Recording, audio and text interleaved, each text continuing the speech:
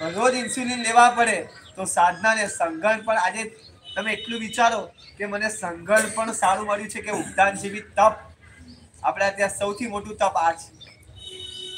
સીધી તપ છે લો હા સીધી તપ એમ છે લો એમાં કોઈ ખમાશમણ ને આવું કઈ ના આવે હા ઘેર જઈને ઊંઘી જવાનું મોબાઈલમાં તમારો તપ પૂરો કરવાનો એ કદાચ છેલ્લું એક વાર પણ આ 100 લુગસ 100 ખમાશમણ 4 ટાઈમ દેવવંદન 2 ટાઈમ પ્રતિક્રમણ આ બધી વિધિ સાથે 20 નવકારવાળી સાથે આરાધના સમજવાનું કે આજે મને સંઘર્ષ પણ જ્યારે સારું મળ્યું હોય ને ત્યારે બધું પ્રાપ્ત થાય છે.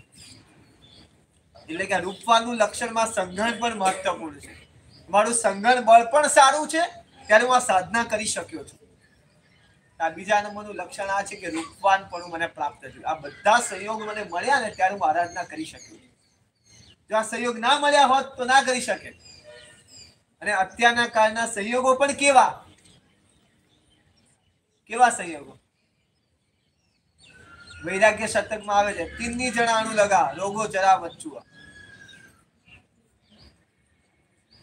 આપણી પાછળ 3 લોકો લાગ્યા છે.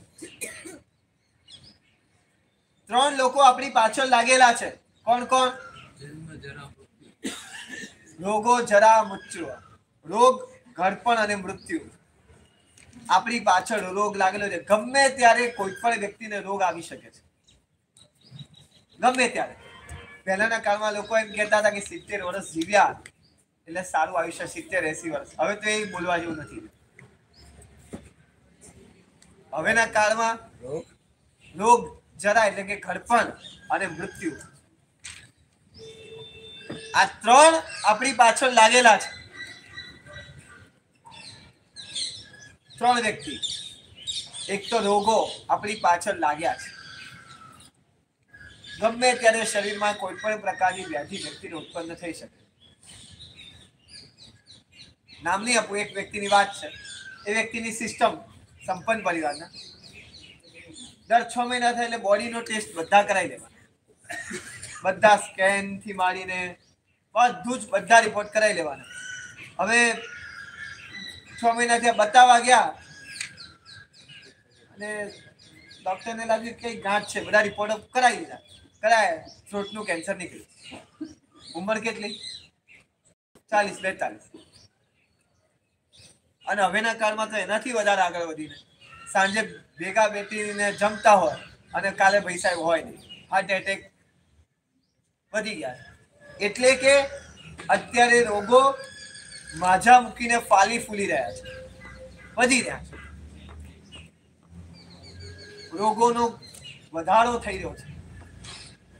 એટલે આ સાધના માટેનો આ માનવ ભાવ આપણે એમ માનીએ કે મારી પાસે ઘણી જિંદગી લાંબી પડી છે. બરાબર ને મુન્નાભાઈ? ભવિષ્યમાં કરશું બધી આરાધના એવું માનીએ છીએ ને આપણે? હા, આપણે એમ માનીએ છીએ કે આરાધના હું છે ને ભવિષ્યમાં સુકૃત અને આરાધના માટે ક્યારે પણ ભવિષ્યનો વિચાર નહીં કરવાનો. યાદ રાખજો, જે સુકૃત કરવું છે સમય આવે ત્યારે કરી લેવાનું, ભવિષ્યનો વિચાર નહીં કરવાનો. એવી રીતના આરાધના કરવી છે, સહયોગ મળ્યો ત્યારે કરી લેવાનું, ભવિષ્યનો વિચાર નહીં કરવાનો.